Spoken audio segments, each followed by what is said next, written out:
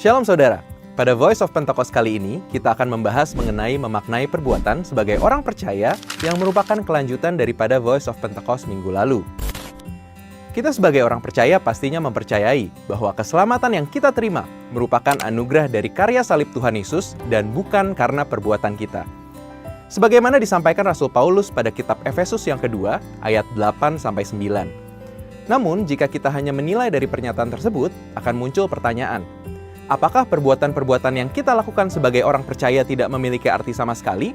Atau pertanyaan yang lebih ekstrim adalah, apakah sebagai orang percaya yang sudah menerima kasih karunia, kita tidak perlu lagi berbuat baik dan menjaga hidup kudus?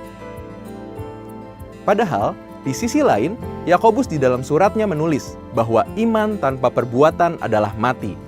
Ia memberikan contoh Abraham, yang dibenarkan karena perbuatannya ketika ia mempersembahkan Ishak. Jika melihat tulisan Yakobus, ia menekankan akan pentingnya perbuatan yang kita lakukan. Sehingga mungkin kita bertanya-tanya, apakah terjadi kontradiksi atau pertentangan antara Paulus dan Yakobus di dalam tulisan mereka?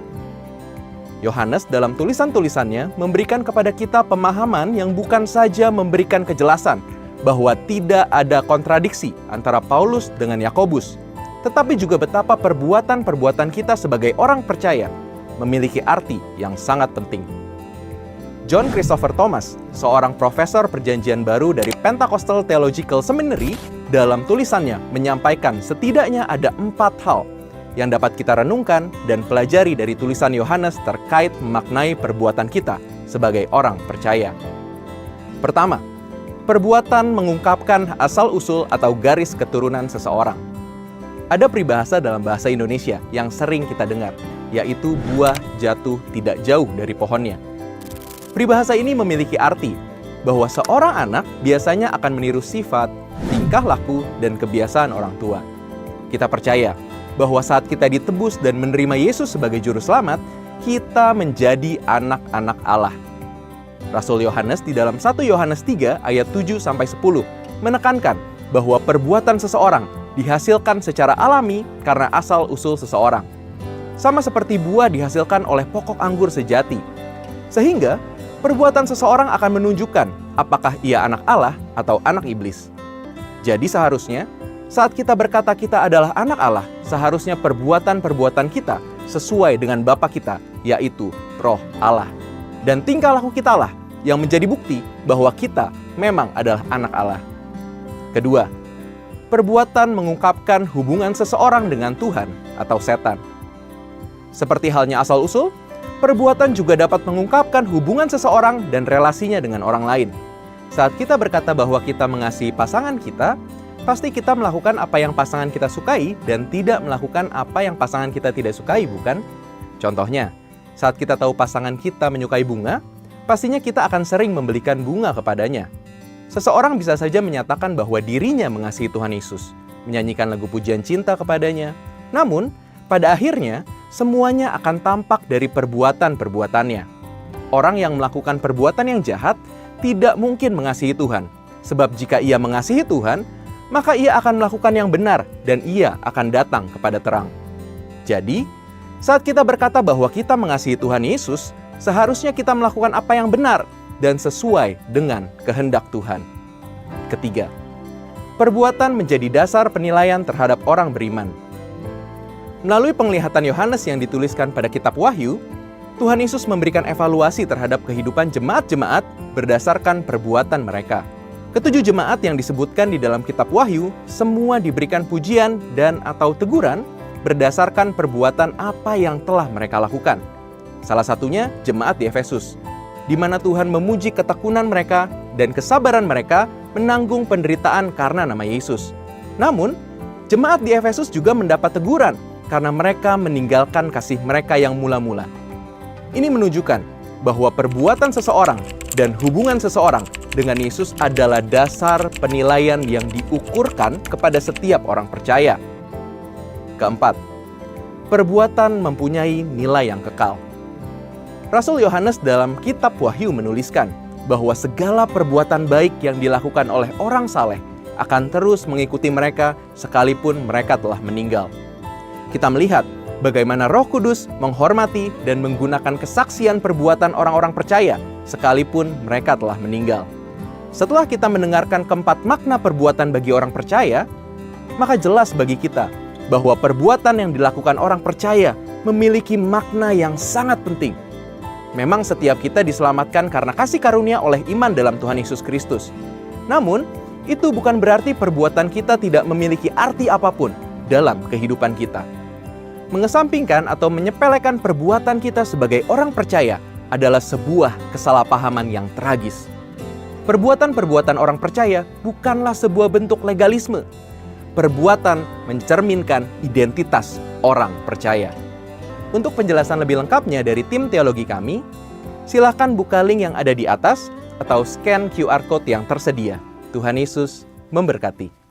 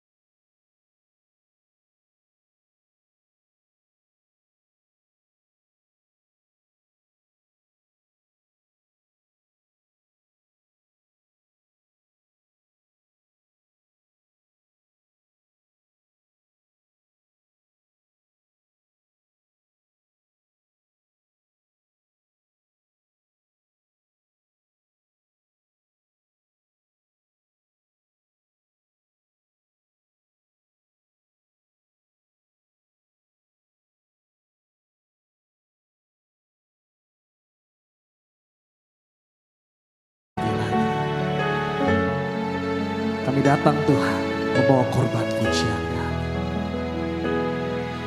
dan menyembah. Ayo kita katakan bersama-sama. Masuk hadirat-Mu Tuhan dengan korban pujian. Masuk hadirat-Mu Tuhan, berhiaskan kekudusan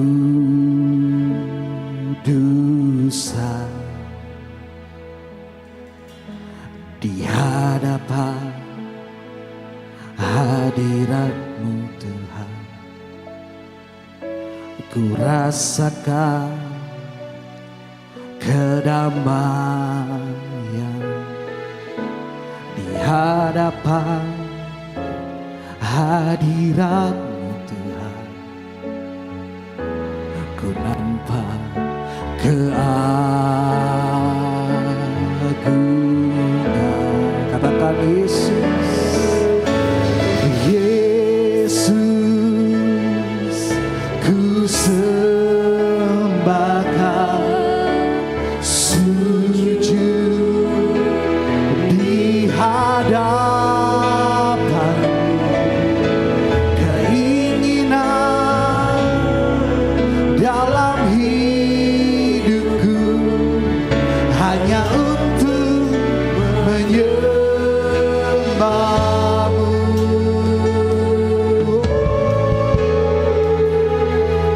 Biarlah keinginan kerinduan kami menyembah-Mu.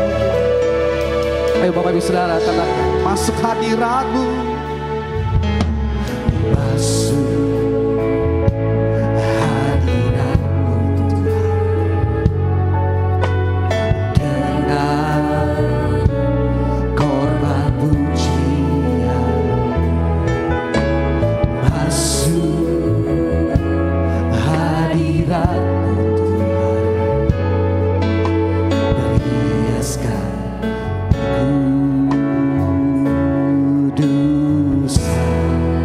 di hadapan hadirat.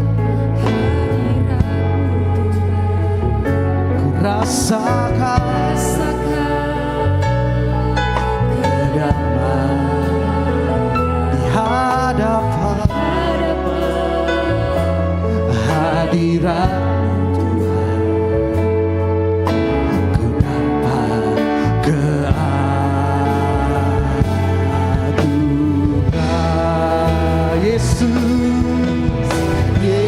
Yesus, ku sembahkan, sujud di hadapan-Mu. Keinginan dalam hidupku hanya untuk. Boleh kita bangkit berdiri bersama-sama sambil mengangkat tangan. Katakan Yesus, kami sembah.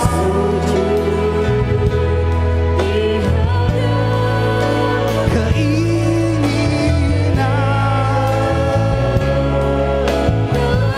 oh ya Rabbana, hanya untuk Yesus.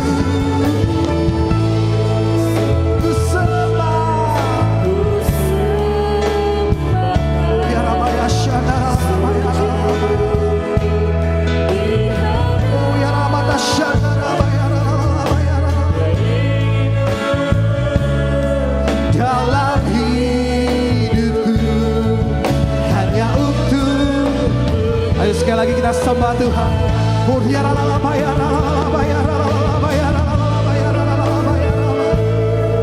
Yang sudah bisa menyembah dalam bahasa roh, ayo sembah dengan bahasa roh yang kau sudah terima.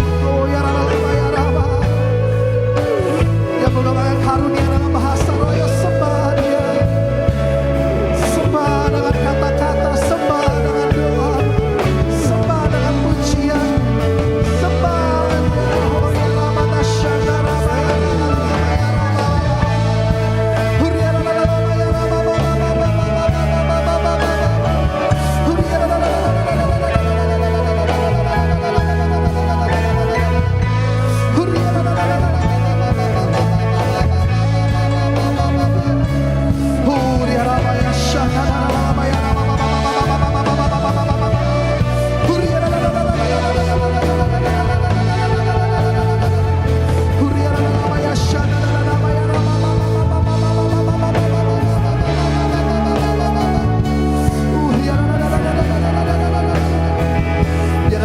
siapkan hati kami Tuhan, untuk Kau berbicara atas setiap kami Tuhan lewat firman-Mu. Oh ya Rabata Syandara.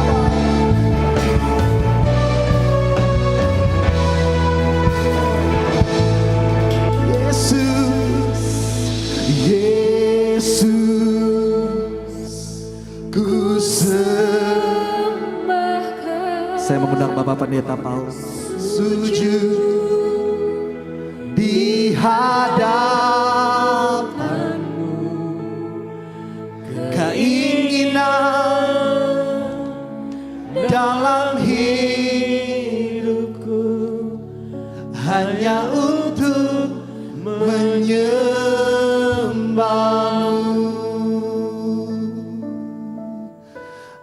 Yesus, ku sembahkan, sujud di hadapan-Mu, keinginan dalam hidupku hanya untuk menyembah-Mu.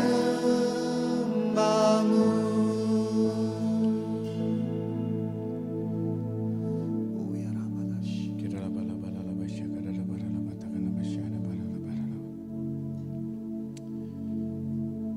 Biarlah ya Tuhan apa yang kami katakan lewat pujian ini Tuhan sungguh-sungguh keluar dari dasar hati kami yang terdalam. Tidak ada yang kami ingini Tuhan selain bersama dengan Engkau Tuhan. Karena itulah yang kami butuhkan Bapa. Kami tidak bisa berjalan tanpa hadirat-Mu ya Tuhan. Oleh karena itu Tuhan, ini kami Tuhan. Dengan seluruh keberadaan kami Tuhan, biarlah Roh Kudus sendiri yang menuntun kami. Roh Kudus sendiri yang mengajar kami. Roh Kudus sendiri yang membuka hati kami, pikiran kami, telinga kami Tuhan. Supaya kami sungguh sadar Tuhan akan kebutuhan kami akan Engkau ya Bapa. Terima kasih ya Tuhan, terima kasih ya Tuhan. Kami bersyukur untuk kejadian kami yang ajaib. Kami bisa ada sebagaimana kami ada sekarang Tuhan. Semuanya karena kasih karunia-Mu, semuanya karena kebaikan-Mu Tuhan.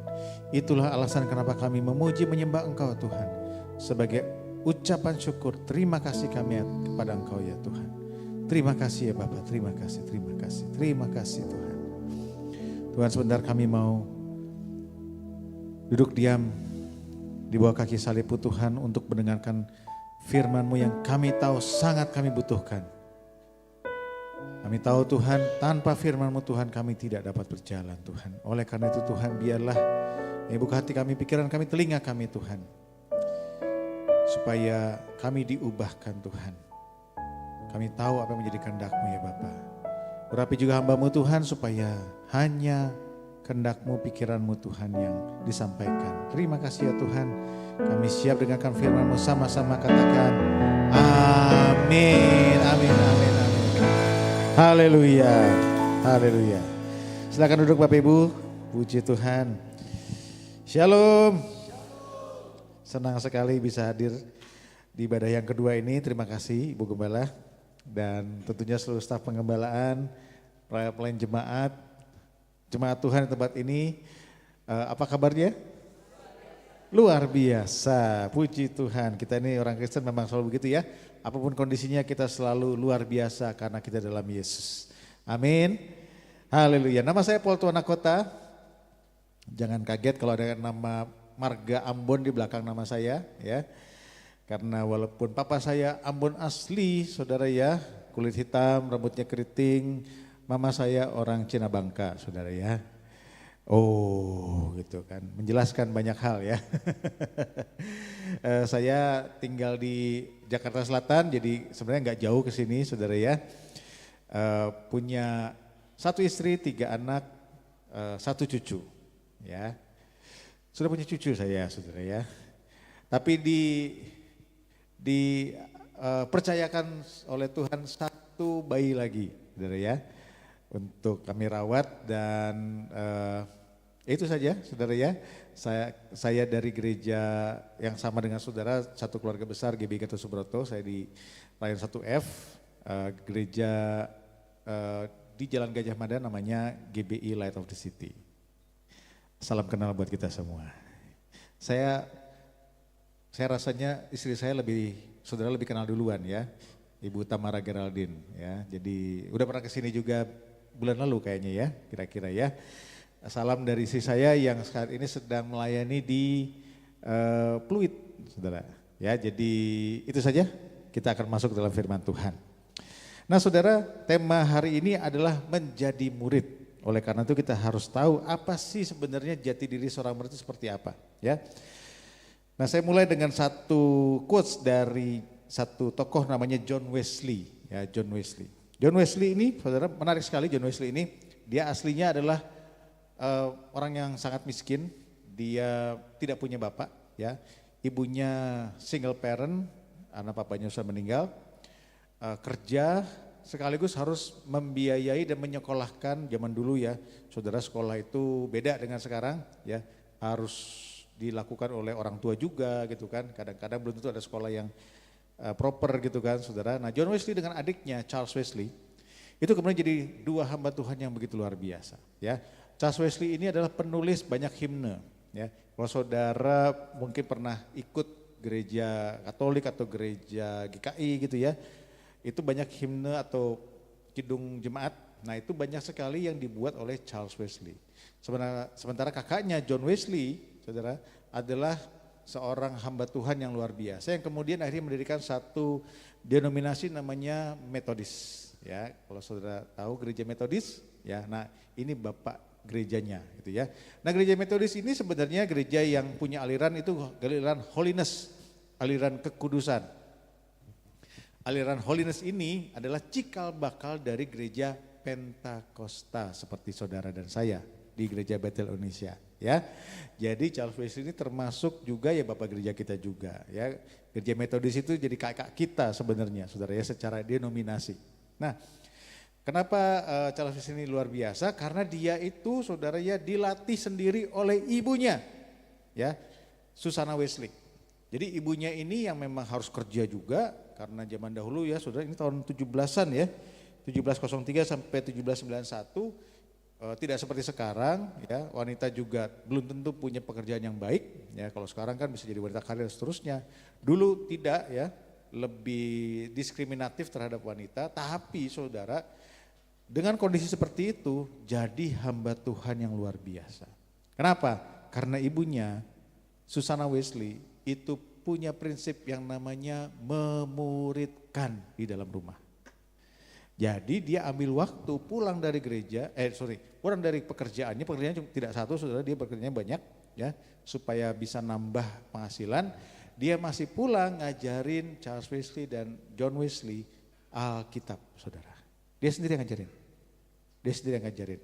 Sampai bisa jadi hamba Tuhan yang besar.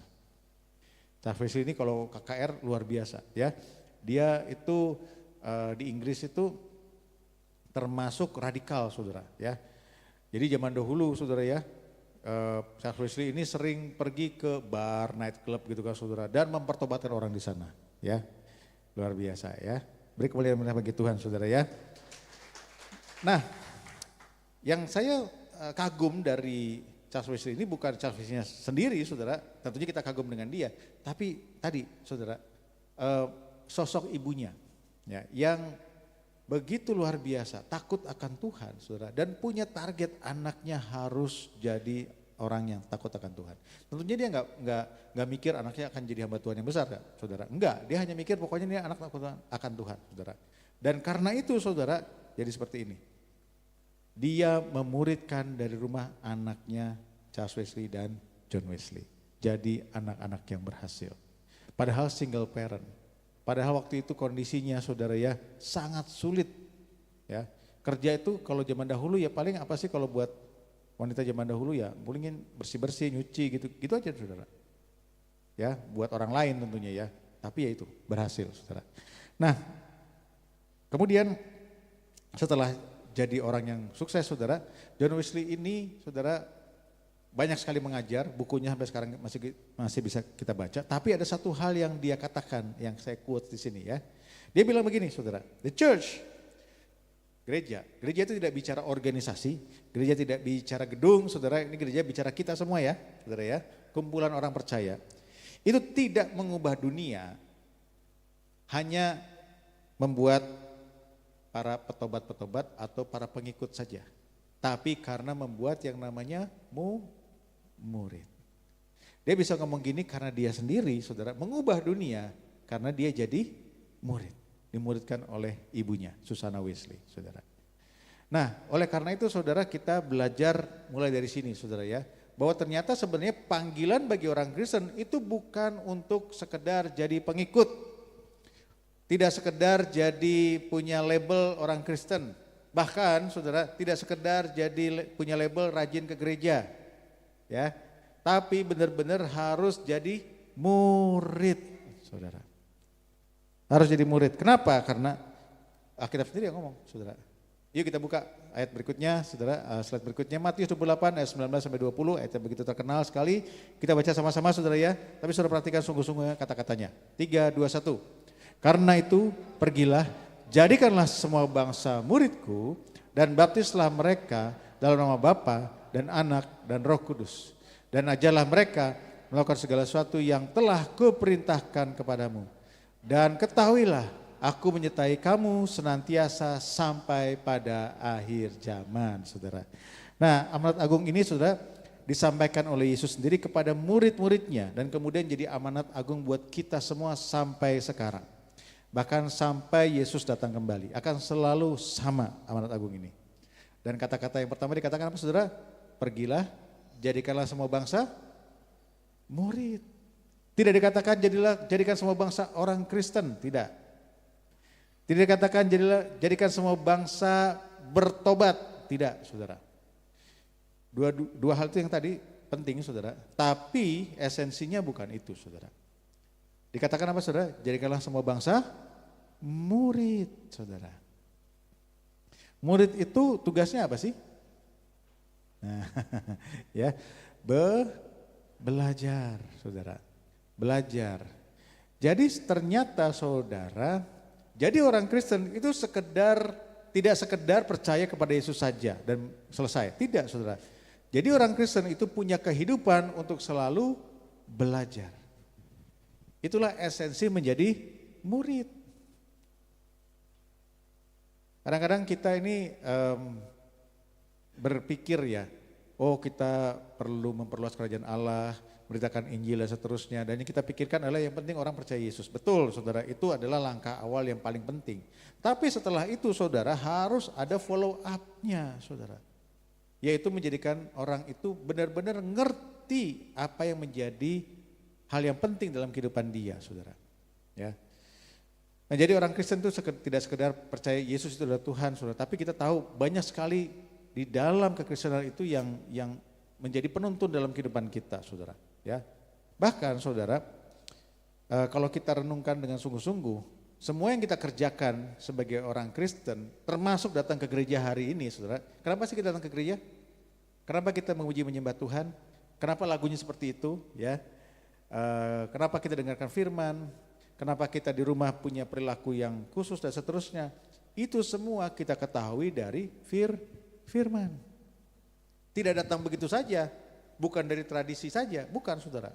Oh dari dulu memang begini gitu, enggak saudara. Kita lakukan semua yang kita lakukan sebagai orang Kristen itu ada dasarnya, yaitu firman. Ya, tanpa dasar itu saudara sebenarnya yaitu enggak kita lakukan tidak ada dasarnya dan tidak bisa kita pertahankan. Bahkan mungkin bisa kita tolak kalau sampai ternyata bertentangan dengan firman. Ya. Kenapa kita datang ke gereja? Contoh ya, karena memang firman Tuhan bilang kita harus berkumpul. Orang percaya berkumpul dan beribadah, itu ada aturannya saudara, ada perintahnya saudara. Kenapa kita memuji menyembah Tuhan gitu kan saudara? Ya memang ada ayat yang bilang kita harus memuji dan menyembah Tuhan saudara.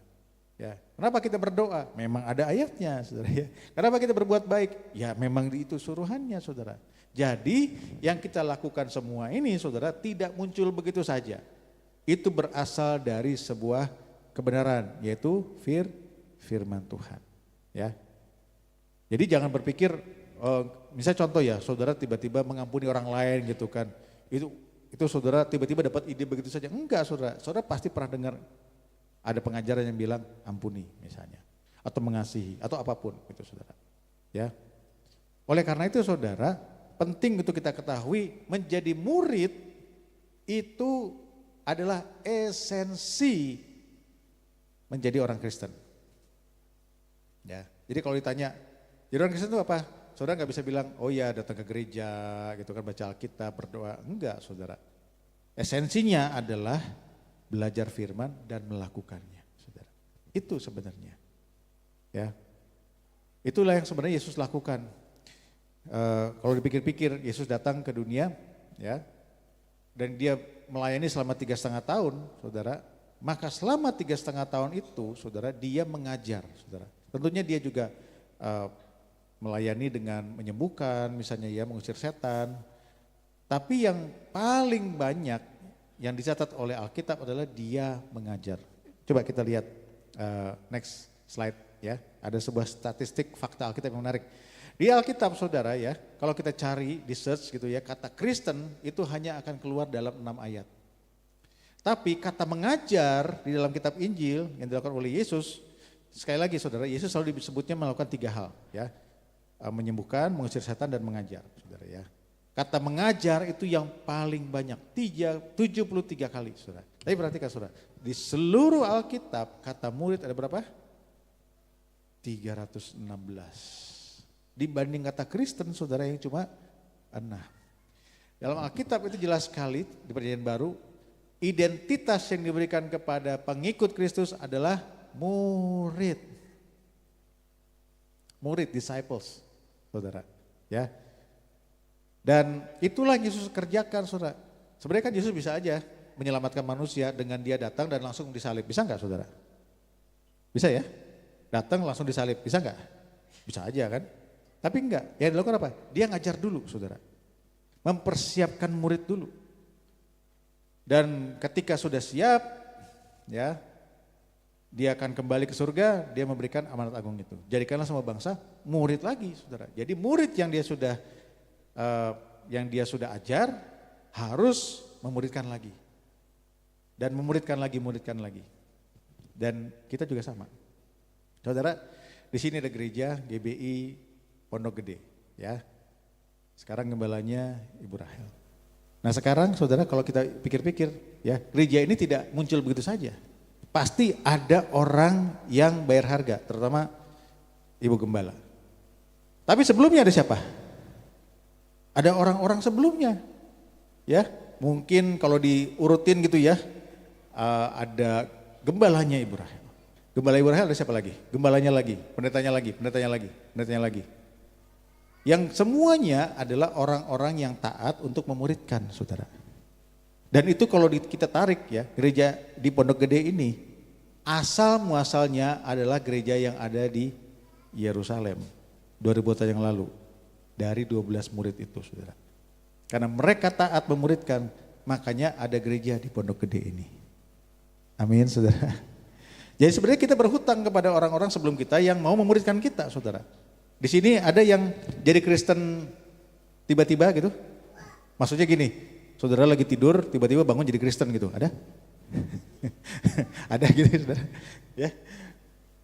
Mendadak jadi Kristen gitu saudara.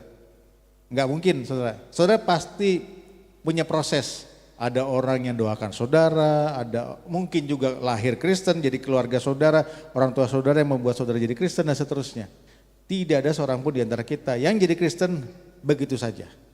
Oh Pak, saya dapat mimpi dari malaikat gitu kan, mesti percaya Yesus. Oke, tapi setelah itu kan saudara datang ke gereja dan ada orang yang menuntun saudara. Betul nggak saudara? Jadi kita semua sebenarnya berhutang kepada orang sebelum kita yang memuridkan kita. Oleh karena itu, kita juga punya tugas untuk memuridkan orang lain, saudara. Saudara, tidak ada seorang pun di antara kita yang tidak punya tugas untuk memuridkan orang. Ada orang dalam hidup saudara yang sebenarnya tugas saudara untuk saudara muridkan. Amin. Saya ulangi ya. Ini untuk saudara bawa pulang ya. Ada orang di dalam hidup saudara yang Tuhan sudah tetapkan untuk saudara muridkan. Amin.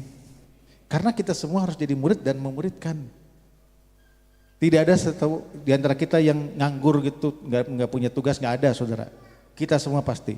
Entah itu mungkin teman, entah mungkin anak saudara, entah mungkin orang tua, entah siapapun itu. Tapi ada di dalam hidup saudara yang Tuhan sudah tetapkan untuk saudara muridkan. Amin saudara. Nah sebelum itu terjadi saudara sendiri harus dimuridkan. Ya kalau enggak kita memuridkan apa gitu sudah. Ya. Tidak berarti saudara kita semua harus jadi sarjana teologia gitu kan ya. STH, MTH, DTH gitu ya saudara ya. S1, S2, S3 gitu kan saudara ya. Kalau kata bahasanya Tamara kalau perlu jadi Samsung S24 ya sekarang ya. Enggak perlu saudara. Tapi apapun yang kita terima saudara dari Tuhan melalui firman-Nya itu harus menjadi apa yang kita sharingkan kepada orang lain. Amin. Makanya disebut kesaksian. Saksian itu kan bicara apa yang kita alami saudara. Ya, amin saudara. Oke saudara, kita lanjutkan ya. Mengapa sih kita harus jadi murid? Paling tidak ada 3 hal yang penting kenapa kita jadi murid. Yang pertama adalah untuk yang tadi melakukan amanat agung, memperluas kerajaan Allah. Ya, di luar sana saudara punya paradigma yang berbeda dengan apa yang sebenarnya dimiliki oleh kerajaan Allah, yaitu kebenaran. Ya, di luar sana saudara ya kita tahu sendiri lah ya. Maaf, kita tahu sendiri ya di luar sana. Itu konsepnya lain banget sama kita. Kita orang membenci kita harus mengampuni gitu kan ya. Orang menganiaya kita harus memaafkan. Di sana mengumpulkan harta, kita memberkati dan seterusnya. Hal-hal seperti ini saudara yang membuat kita harus keluar sana dan mengubah paradigma yang ada di luar sana. Ya, bukan dengan cara yang lain, cukup dengan cara kita menjadi orang yang melakukan firman, maka orang akan melihat kesaksian hidup kita saudara. Itulah cara kita memperluas kerajaan Allah. Tapi memuridkan saudara dimulai sekali lagi dengan kita menjadi murid. Jadi kita sendiri harus mau untuk diajar. Ya, saudara, saya nggak ngomong saudara sekali lagi ya harus ahli Alkitab gitu. Enggak, bukan itu saudara, bukan. Ya, contoh aja ya saudara ya. Kita belajar di sekolah berapa tahun kita belajar? SD 6 tahun, SMP 3 tahun, SMA udah berapa tuh? 12, tambah mungkin S1 ya, 3 tahun, 4 tahun ya. Sekitar 15-16 tahun kita belajar ya. Baru setelah itu kita praktekkan apa yang kita pelajari, walaupun gak semuanya ya. Dulu waktu kita belajar rasanya gak suka kan, bener gak saudara? Ya. Pengennya selesai aja gitu saudara. Apalagi kalau udah masalah ketemu yang namanya tugas, ujian gitu kan saudara ya. Tapi saudara setelah kita lewati, saya yakin kita semua juga bersyukur dulu kita pernah belajar. Siapa di sini yang paling senang belajar matematika? Wah gak ada ya. Wah bapak ya, nah tuh. Tapi jarang pak, yang lain gak suka pak. Jarang sekali ya suka matematika. Saya termasuk ya agak suka lah ya gitu ya. Tapi saudara di sini di sini kebanyakan nggak suka matematika ya. Oke, siapa di sini nggak suka duit? Gak ada, semua suka duit ya. Suka uang ya. Bukan suka cinta uang, bukan gitu saudara. Tapi kita butuh uang, betul nggak? Saudara bisa ngelola uang tanpa saudara tahu matematika? Tahu? Bisa nggak? Bisa nggak? Nggak bisa saudara, nggak bisa. Paling nggak penambahan, pengurangan kita harus tahu dong yang paling basic, bener nggak saudara? Ya, entah saudara belajar sekolah atau tidak, tapi pengetahuan itu harus ada, bener nggak saudara? Nah sama saudara kita juga dulu, sekarang mungkin harus baca Alkitab segala macam ya. Saya lihat tadi di pengumuman saudara sedang baca kitab Wahyu, waduh dahsyat saudara. Siapa yang ngerti kitab Wahyu? Waduh, Ibu Gembala. Ya, yang lain, siapa yang senang kitab Wahyu? Siapa yang apa ya, saudara ya? merasa baca kitab Wahyu pusing. Ini baca apa enggak sih saudara? Saking anehnya gitu ya saudara ya. Oke lah kitab Wahyu mungkin terlalu wah ya banyak simbol. Siapa yang senang dengan silsilah di Alkitab? Wah senang ya Bu. Ya si ini anaknya si ini gitu kan ya umurnya sekian, matinya tuh umur sekian gitu. Siapa yang paling senang kalau baca itu? Wah ya imannya bangkit gitu kan saudara ya. Ada? Ada? Kebanyakan kita pengennya dilewatin aja, betul nggak saudara? Belum kalau kita ketemu kitab bilangan. Kenapa disebutnya bilangan? Ya karena isinya angka semua saudara ya. Ada sensus si ini jumlahnya sekian, suku ini jumlahnya sekian dan seterusnya. Tapi saudara tahu nggak bahwa itu semua ada artinya loh saudara. Itu semua ada artinya. Ya. Silsilah contoh ya, di Kejadian pasal 5 itu ada 10 nama saudara. Saudara tahu 10 nama itu saudara ya. Lahir dia umur sekian, pada umur sekian dia punya anak si A gitu kan, si anak terus kemudian dia hidup sampai umur sekian dan mati umur sekian gitu kan. Ada 10 nama dari situ. Dan 10 nama itu saudara kalau kita pelajari saudara, itu artinya luar biasa sekali. Ya saya nggak ada waktu untuk bagikan di sini saudara ya, tapi saudara ya ternyata masalahnya adalah kita seringkali ketika kita belajar dan lihat kayaknya aneh, kita nggak suka dan seterusnya, pusing gitu kan, dan kemudian kita anggap nggak ada artinya. Padahal saudara rahasia itu luar biasa sekali. Semua itu ada artinya, termasuk saudara jumlah bilangan, nama, arti nama saudara ya, itu semua ada artinya saudara. Tidak kebetulan semua itu ditaruh oleh Tuhan di Alkitab. Hanya karena kita nggak ngerti bukan berarti tidak ada artinya saudara. Kita hanya belum ngerti aja saudara. Dan saya pernah satu kali ketika saya dibukakan akan rahasia-rahasia itu saudara ya, di depan komputer loh saudara, saya sampai nangis, menitikkan air mata, melihat betapa dahsyatnya rahasia firman Tuhan yang sebenarnya selama ini saya anggap biasa aja. Ternyata itu artinya luar biasa sekali. Amin saudara. Ya, sebagai contoh nih ya, 10 nama di kitab Kejadian pasal 5 itu bicara soal Yesus. Soal Yesus. Padahal Yesus baru lahir kira-kira 4.000 tahun kemudian. Itu di kitab Kejadian loh saudara. Bukan di kitab Perjanjian Baru, bukan. Kitab Kejadian. Itu bicara anaknya Adam sampai Nuh saudara.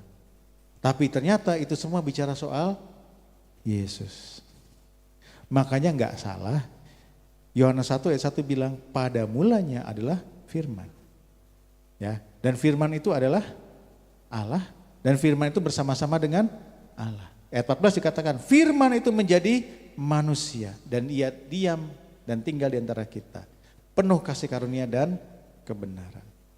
Karena sebenarnya seluruh Alkitab itu bicara tentang satu nama saja, satu tokoh saja, yaitu Yesus. Jadi makanya sebenarnya kalau kita baca Alkitab, kita tidak sekedar baca sebuah pengetahuan, sebuah teks. Baca Alkitab tidak beda dengan, sangat berbeda dengan kita baca koran, baca WhatsApp, ya, baca caption di Instagram, beda banget.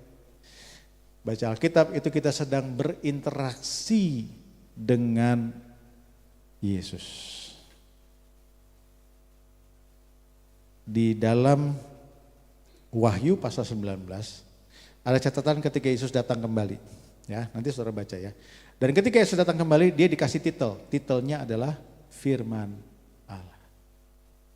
Saudara ingat ini ya, baca Alkitab itu kita sedang berinteraksi dengan Yesus. Makanya kalau kita sering baca Alkitab kita akan menjadi serupa dengan Yesus. Amin Bapak Ibu. Ya, disitulah makanya hidup kita menjadi seperti Yesus. Makanya murid itu saudara dikatakan kenapa mereka itu disebut murid gitu ya saudara, karena mereka itu lama-lama jadi mirip Yesus. Baru setelah itu dikatakan mereka itu orang Kristen. Kata Kristen itu artinya apa sih? Dari kata Christ, dalam bahasa Yunaninya itu Kristos. Kristos itu artinya yang diurapi. Dalam bahasa Ibraninya Mesias. Makanya Yesus Kristus itu bahasa bahasa Israelnya atau bahasa Yahudinya atau bahasa Ibraninya adalah Yeshua Hamashiach. Yesus yang diurapi. Nah orang Kristen kenapa disebut Kristen? Karena mirip dengan Yesus yang diurapi itu. Kenapa mirip? Ya karena dia melakukan apa yang Yesus lakukan. Berdasarkan apa yang Yesus ajarkan. Yesus mengampuni, mereka mengampuni. Yesus menyembuhkan, mereka menyembuhkan. Yesus melakukan mujizat, mereka melakukan mujizat. Amin saudara. Inilah yang harus kita kerjakan juga. Makanya kita harus jadi murid. Yang kedua saudara, memperkuat iman orang percaya. Saudara, kita akan menemukan banyak tantangan dalam kehidupan kita. Masalah, ya, sakit penyakit, ekonomi, keluarga, apapun itu saudara. Ya, belum masalah dengan orang lain, masalah dengan alam semesta ini saudara ya. Kita masih merasakan bencana alam, ya. Saya selalu bilang ya kalau ke Bekasi katanya saking luar biasanya saudara ya Bekasi itu ya saudara ya. Dulu saudara ya saya punya gambaran kalau Bekasi itu hebat saudara karena mataharinya seorang satu saudara ya. Panas banget katanya gitu saudara ya. Tapi saudara kita percaya bahwa selama kita masih hidup di dunia ini, mau bencana alam, mau sakit penyakit, akan selalu kita hadapi. Akan selalu kita hadapi. Ya. Dan kadang-kadang kita nggak punya orang lain yang bisa nolong kita. Yang kita punya hanya satu. Apa saudara? Iman kita kepada Tuhan. Nah disitulah saudara, kalau kita tidak punya iman yang kuat, maka kita akan cepat untuk menyerah. Ingat Yesus bilang begini, kalau aku datang kembali, akankah aku mendapati iman? Saudara perhatikan ya, perhatikan. Ini penting sekali. Ketika Yesus datang kembali, Yesus yang Yesus lihat di bumi ini, di antara orang percaya akan ada namanya krisis iman. Bukan krisis yang lain ya, krisis iman. Jadi perhatikan mengenai hal ini loh saudara. Ya, iman itu akan menjadi sesuatu yang langka di akhir zaman. Iman artinya percaya kepada Yesus ya, saudara. Dan bagaimana caranya kita punya iman? Iman timbul dari pendengaran. Pendengaran akan firman. Jadi kalau kita belajar, kita akan timbul iman, saudara. Amin, saudara. Ya, dan iman itu mau nggak mau, saudara, diujinya lewat masalah, saudara ya, lewat masalah. Murid itu punya keunikan begini saudara, waktu belajar mereka diam, gurunya yang aktif, betul nggak? Tapi waktu ujian gurunya diam, muridnya yang aktif, betul nggak saudara? Ya nggak? Jadi waktu ujian saudara, kitanya justru yang aktif, waktu belajar kitanya diam, gurunya yang ngajar, betul kan? Tapi waktu ujian seolah-olah Tuhan diam, tapi sebenarnya Tuhan udah aktif duluan waktu dia ngajar. Nangkap saudara. Jadi sebenarnya waktu saudara ujian, ya, sebenarnya Tuhan tahu saudara bisa melakukannya, bisa melewatinya, bisa mengatasinya karena sebenarnya saudara sudah punya kekuatannya. Ketika ini saudara, ya. Makanya dikatakan pencobaan dan ujian yang kita hadapi tidak akan melebihi kekuatan kita. Jadi Tuhan tahu kita punya modal untuk bisa menghadapi masalah itu, saudara. Amin, saudara. Oleh karena itu saudara kita banyak-banyak belajar karena saudara di depan kita masalah akan lebih besar saudara. Saya bukan nakut-nakutin tapi itu kenyataan saudara. Ya, menarik loh saudara kalau kita perhatikan ya bagaimana Tuhan itu mengajar semua muridnya yang 12 itu saudara dengan berbeda-beda. Termasuk Paulus, beda-beda semua saudara. Semuanya unik saudara. Oleh karena itu kita punya kekayaan pengetahuan dari apa yang sudah dialami oleh murid-muridnya. Kita nggak perlu lagi mengalami apa yang dialami oleh orang-orang di dalam Alkitab, saudara. Karena sudah dilakukan oleh mereka. Ya. Yang ketiga, menghadapi bahaya pengajaran sesat. Nah di Matius 24, Tuhan bilang begini, di akhir zaman akan ada banyak tanda. Ya. Yang pertama, saudara ya, selain bencana alam, kelaparan, sakit penyakit, peperangan, sudah yang kita lihat semuanya ya sekarang ya. Tapi ada tanda-tanda yang sebelumnya yaitu 3. Nabi palsu, guru palsu, Mesias palsu. Ya, perhatikan saudara ya, nabi palsu, guru palsu, Mesias palsu. Kalau disebut seperti itu, ketiganya tidak ada di luar gereja, adanya di dalam gereja. Kalau di luar tidak akan disebut palsu. Tapi kalau disebut palsu kelihatannya asli, padahal tidak. Perhatikan, Mesias palsu, jadi seperti Yesus padahal bukan, nabi palsu, sepertinya memberikan pesan Tuhan padahal bukan, dan guru palsu, seperti yang mengajarkan kebenaran padahal bukan. Oleh karena itu saudara, kita harus waspada. Karena ini akhir zaman saudara, dan kita ini tinggal di akhir daripada akhir zaman. Supaya kita tahu mana yang benar harus tahu yang asli. Oleh karena itu kita harus belajar firman saudara. Masalahnya saudara, next slide ya. Dari 3 hal di dalam gereja Pentakosta, ada yang namanya Holy Spirit atau Roh Kudus, ada yang namanya Holy Scripture atau kitab suci ya. Dan ada komunitas kudus atau komunitas yang suci, yaitu Holy Community, yaitu gereja, ya, kelompok sel, ya. Walaupun tadi kita ada yang keempat Bu ya, soto kudus. Tapi kalau kita percaya di antara ini ada 3 saudara. Nah, kita ini saudara kebanyakan lebih cenderung kepada Roh Kudus, itu bicara ibadah, firman Tuhan, hadirat Tuhan gitu saudara ya.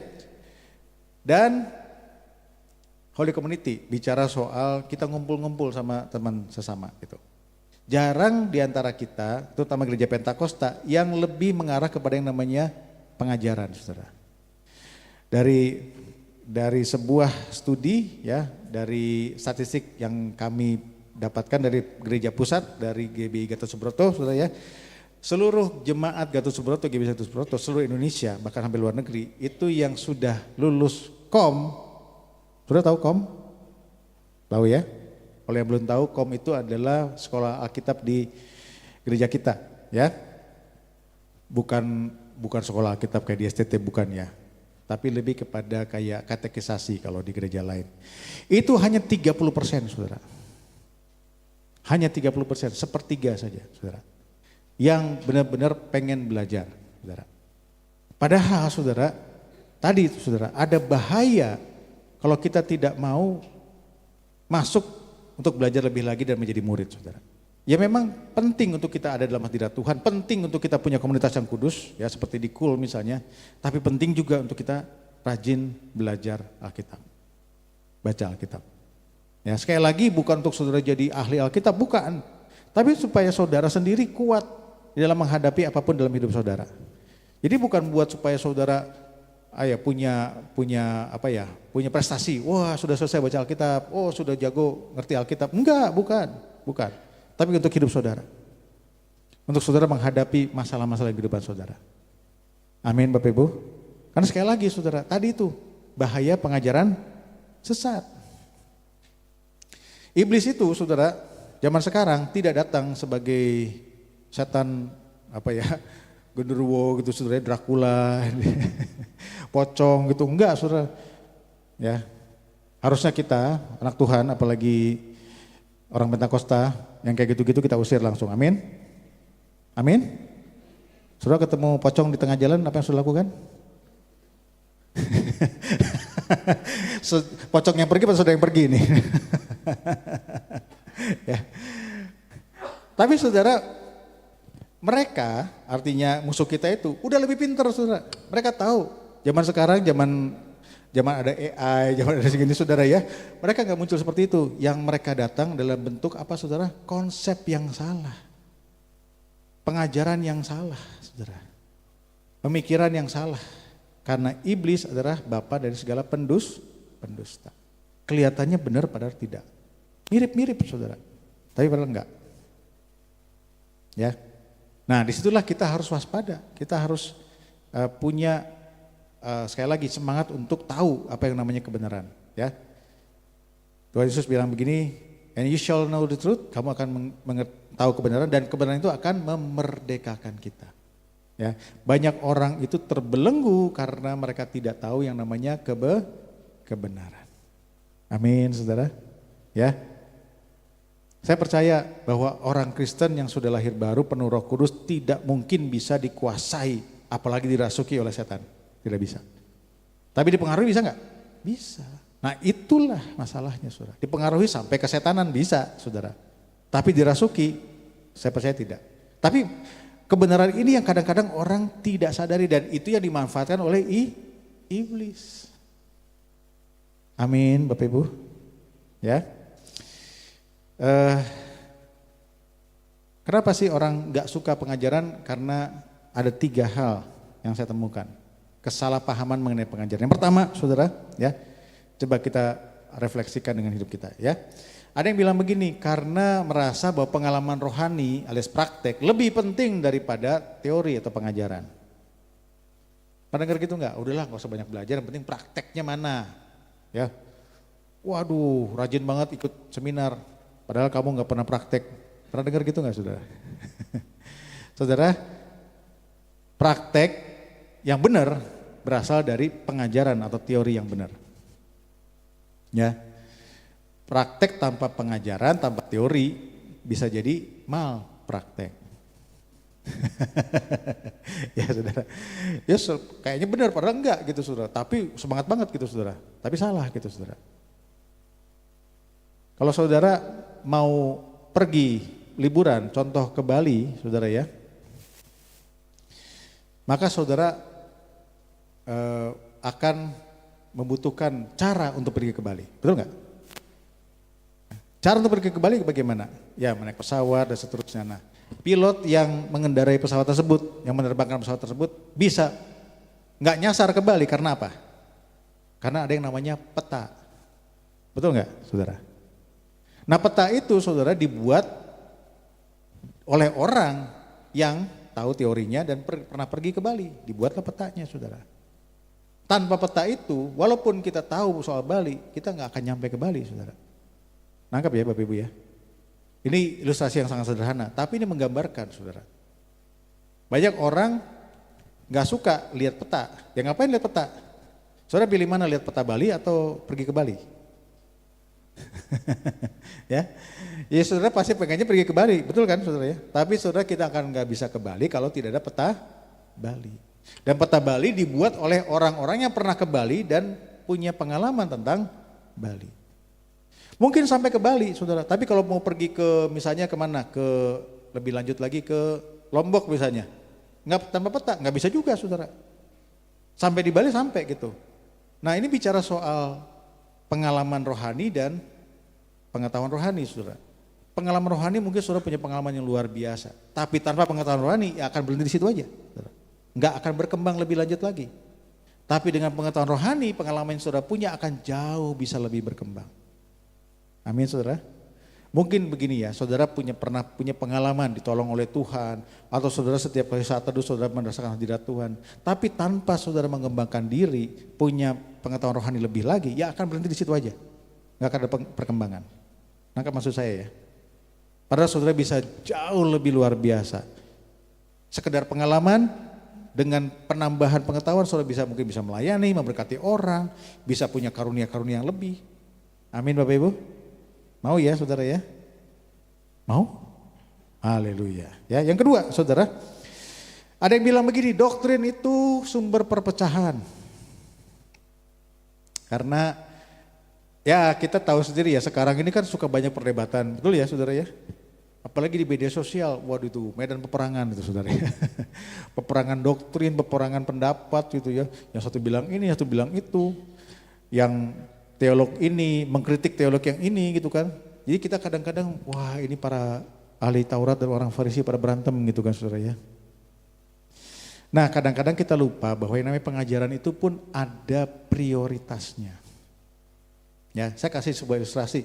Kalau kita pergi, moga-moga saudara gak pernah mengalami ya. Tapi kalau saudara harus ke UGD, entah gitu saudara sendiri atau ngantar orang. Di UGD itu saudara ada yang namanya trias. Sini kalau yang orang medis mungkin tahu ya, triase. Triase itu kalau masuk UGD, orang itu akan dievaluasi dulu kondisinya. Ya, kalau orang itu masih bisa jalan dan masih sadar, maka dia dikasih label hijau. Kalau dia masih bisa jalan, dia tidak sadar atau tidak bisa jalan, dia dikasih label kuning. Tapi kalau tidak bisa jalan dan tidak sadar, dikasih label merah.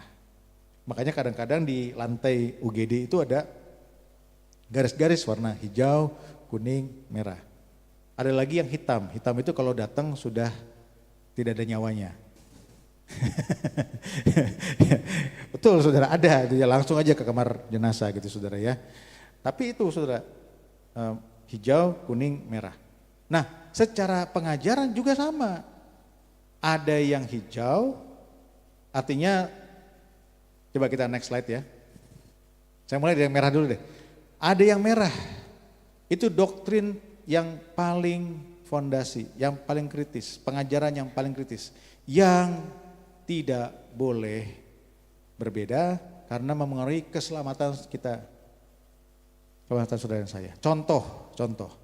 Kalau ada yang bilang Yesus bukan Tuhan, saudara. Nah, itu labelnya merah. Itu doktrin yang kritis, itu kita boleh tuh berantem sampai ya, boleh gitu kan ya.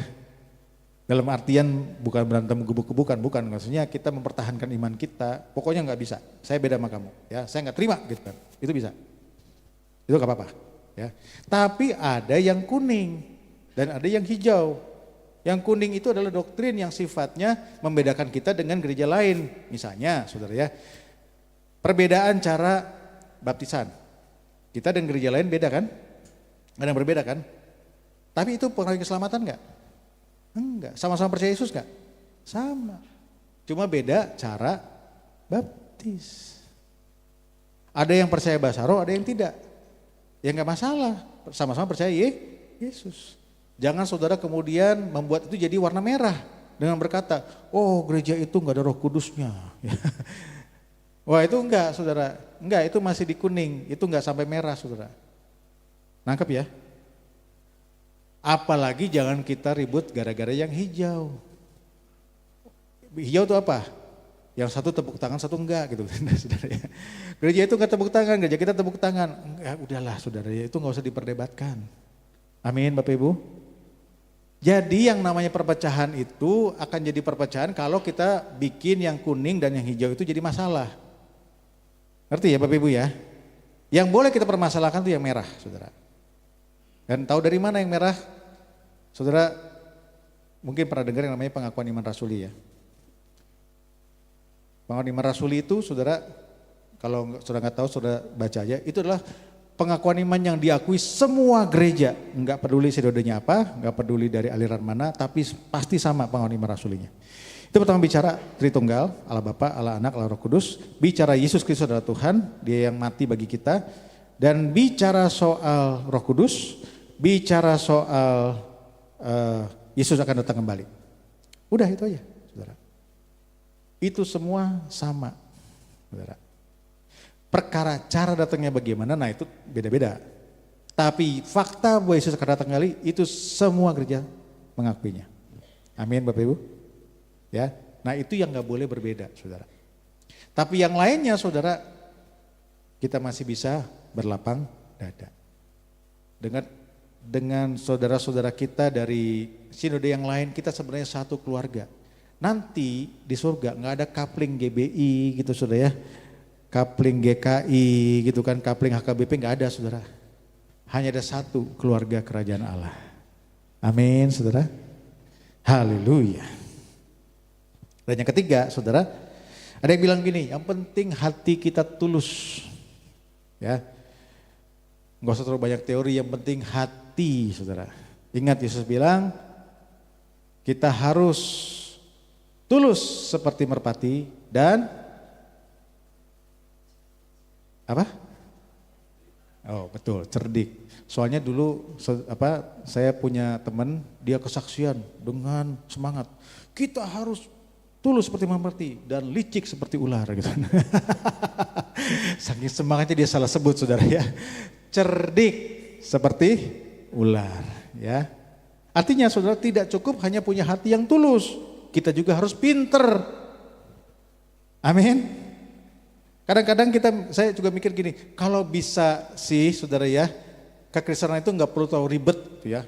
Ada Tritunggal lah, ada apalagi Yesus Tuhan jadi manusia gitu kan. Maunya sih nggak simpel, maksudnya nggak ribet gitu, maunya simpel-simpel aja. Tapi saudara perhatikan ya, tidak ada hal yang bernilai di dunia ini yang simpel.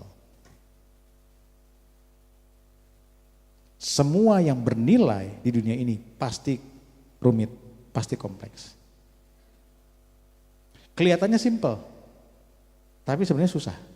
Contoh, mic ini saudara, nggak ada yang mikir kan, ya ini dipakai gitu kan ya. Saya pegang begitu aja. Dan yang paling penting kan suara keluar gitu kan ya. Di sini ada yang bisa bikin mic ini dari awal? Simple loh ini. Prinsipnya simple. Tapi coba bikin sendiri. Bisa nggak? Enggak. Betul? Betul ya? Nah, kekristenan juga sama. I wish it was simple.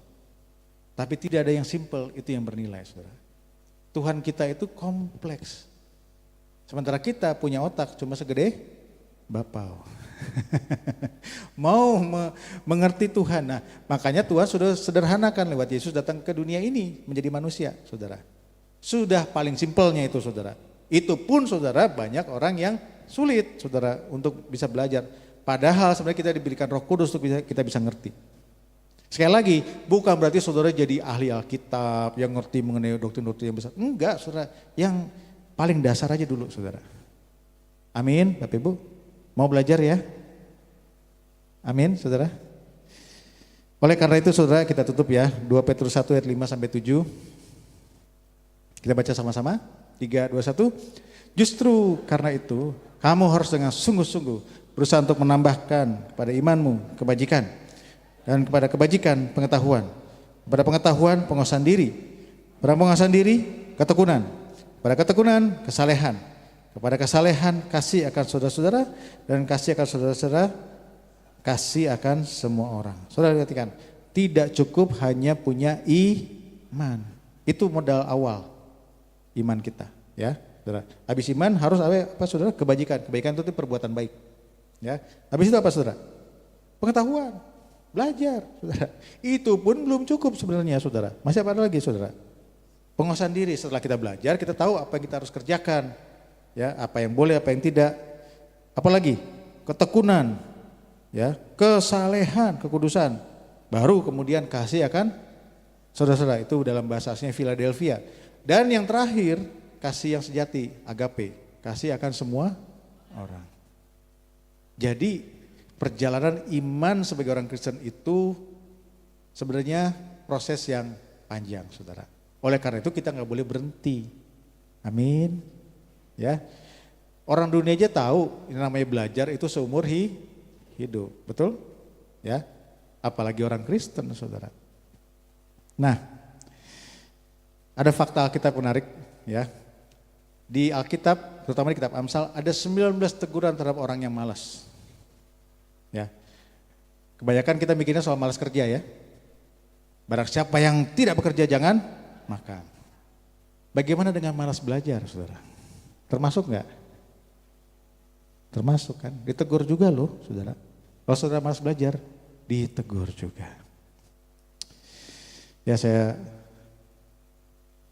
mau kesaksian satu cerita ya, saudara ya. Saya tuh pernah ditugaskan oleh gereja kita, gereja pusat, untuk pergi ngajar kom, ya. Saya termasuk penyusun buku kom, saudara. Jadi ini bukan promosi, saudara ya. Tapi kom itu luar biasa, saudara. Sebenarnya ya, saya sering kali ketemu orang yang setelah ngerti sebenarnya apa itu dasar kekristenan, hidupnya jadi berubah. Cara mereka melihat Tuhan pun berubah. Jadi salah satu tempat yang ditugaskan adalah di China, saudara. China. Jadi kita berapa kali ngajar ke sana, saya sendiri sudah 3 kali ke China, ya. 3 provinsi yang saya datangi, ya. Nah, di teman-teman saya udah hampir mungkin 80% dari provinsi di China sudah didatangi ya oleh tim kom kita, tim kom pusat, saudara ya. Nah, ada satu pengalaman saudara, saya pergi ke satu tempat satu daerah namanya Shantung ya. Shantung itu tempat lahirnya Bruce Lee saudara ya, Shantung ya. Nah, saya dibawa dari hotel itu masih berjalan 45 menit keluar dari kota. Jadi benar-benar di perkampungan. Di situ saya ngajar di satu lumbung kalau sekarang ya, kalau di Indonesia lumbung. Jadi dikelilingi oleh ladang gitu ya, ladang. Tengah-tengahnya itu ada rumah gitu. Jadi kayak ladang luas gitu, ada rumah gitu ya. Kenapa di sana? Karena kita tahu sendiri di China, saudara, yang namanya kekristenan itu tidak terbuka, saudara. Memang pemerintah China membuka gereja China, gereja resmi pemerintah, tapi isinya, saudara, sama sekali tidak bicara soal Yesus, saudara. Ya, lebih banyak propaganda, ya motivasional, tapi lebih banyak harus setia sama negara, rajin, kerja keras gitu ya, saudara ya. Tapi bicara tentang Yesus yang sesungguhnya, saudara, itu dilarang, saudara. Jadi saya pun kalau ke sana saya nggak boleh menonjol gitu, saudara ya, nggak boleh ngomong sembarangan, karena ketahuan langsung ini bukan orang asli gitu, saudara ya. Jadi saya pergi ke sana.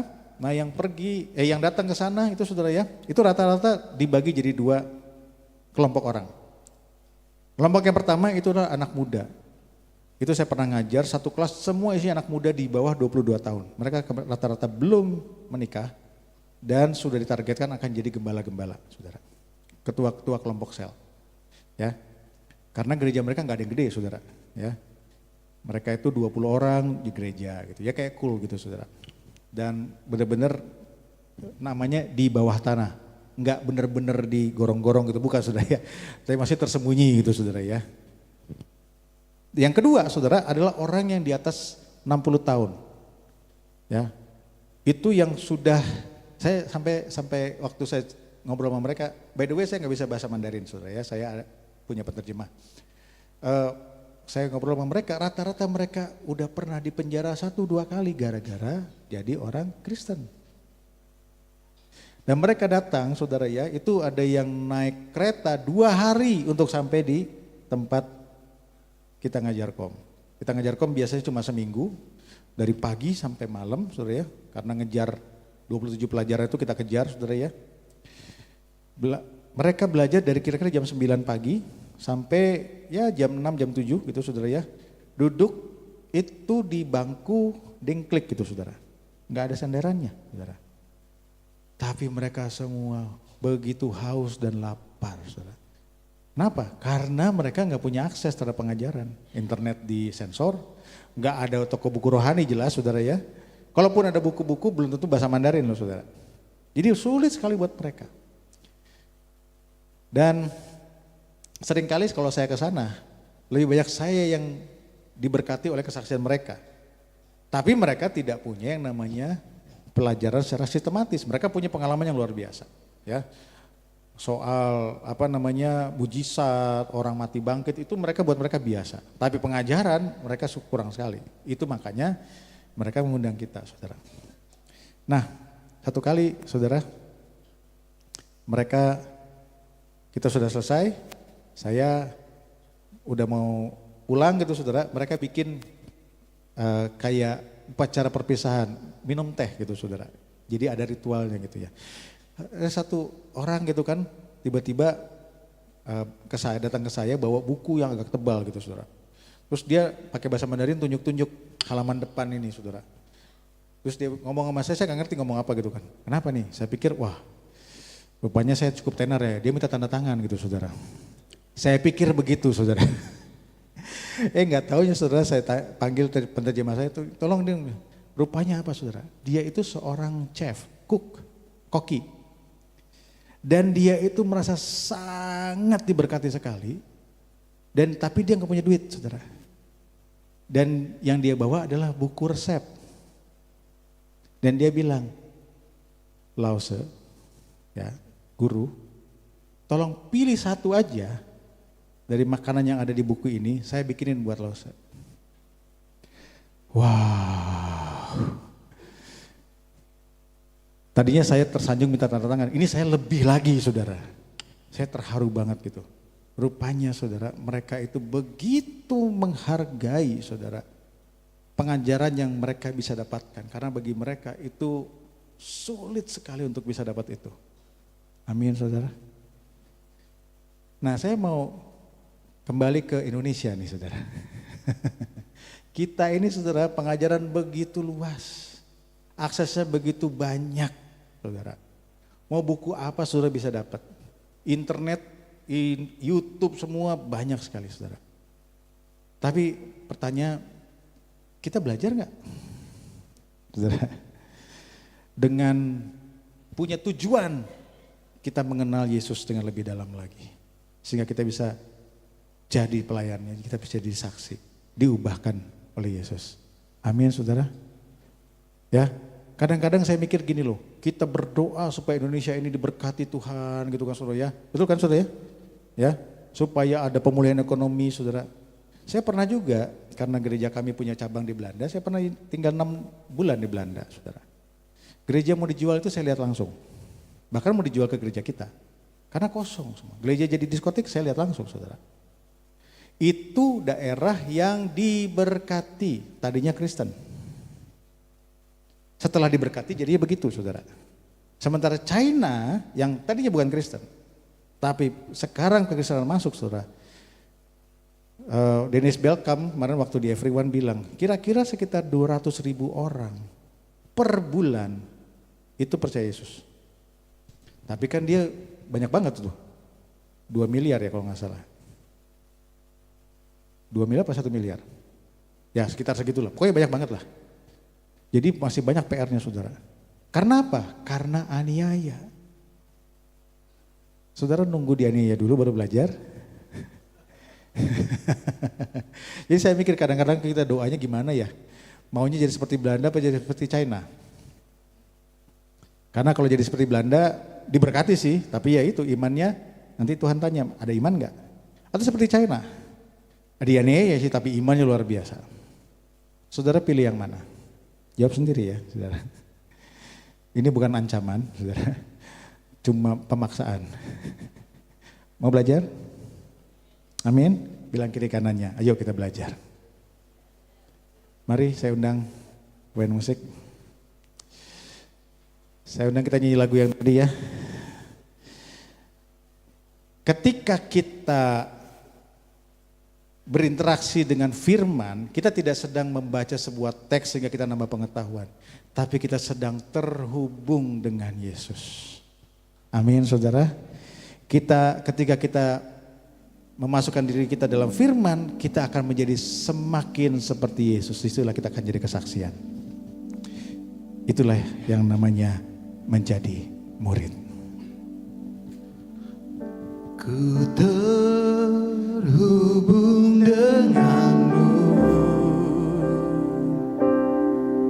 semakin melekat di hatimu. Firman-Mu itulah dasar hidupku yang berdaulat atasku. Terhubung denganmu, selalu melekat di hatimu. Firman-Mu itulah dasar hidupku yang berdaulat atas. Terhubung denganmu, Mari kita bangkit berdiri saudara. selalu melekat di hatimu. Firman-Mu itulah dasar hidupku yang berdaulat atasku. Terhubung denganmu,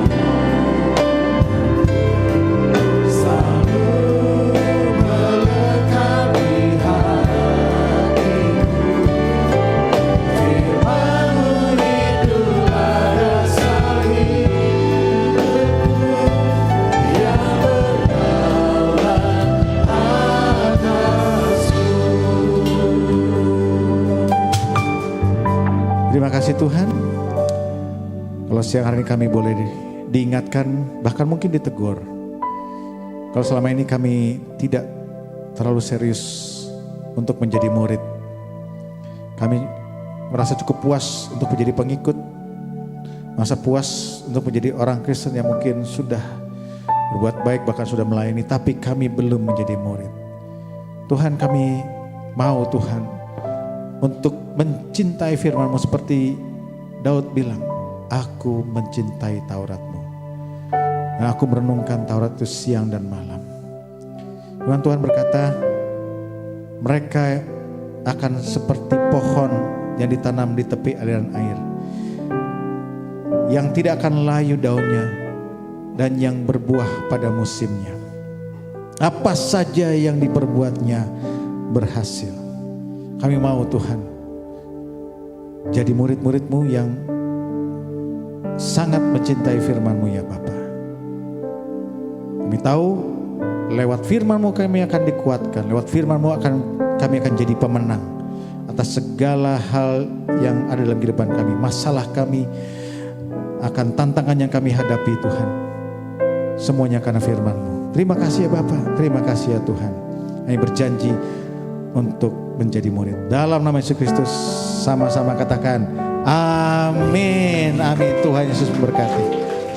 Ku terhubung dengan selalu melekat di hatimu. Firman-Mu itulah dasar hidupku yang berdaulat atasku, yang berdaulat, yang berdaulat atasku, yang berdaulat atasku.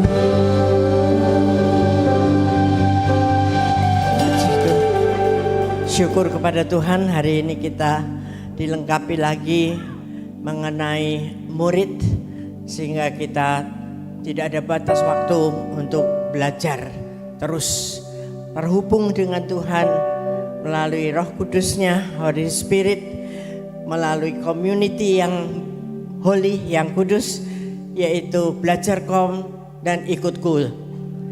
Ya, jangan kelompok-kelompok yang nggak benar ya. Boleh ngopi-ngopi, tapi kita lakukan yang baik di sana. Reach everyone. Lidah bibir kami diurapi Tuhan, punya pengetahuan untuk sharing, untuk menjangkau setiap orang.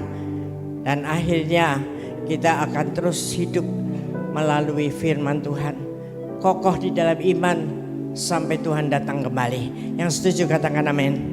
Amin. Mari kita arahkan tangan kita kepada hamba-Nya Bapak Paul Tuana Kota yang sudah memberkati kami mengenai pengajaran pada hari ini. Tuhan, biarlah kami terus melakukannya bersama dengan Roh Kudus.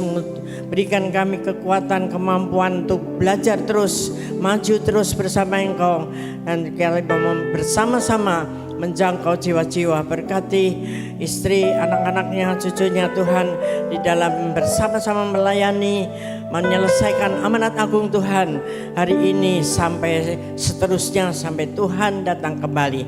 Terima kasih Bapak untuk perkenanan-Mu, dan pada hari ini kami semua akan kembali ke rumah kami masing-masing. Biarlah kita mau siapkan hati untuk bawa pulang untuk berkat Tuhan, untuk kehidupan kami, untuk keluarga kami masing-masing. Dengan iman kami bawa pulang damai dan sejahtera Allah yang luar biasa, anugerah yang dahsyat dari Allah Bapa di surga.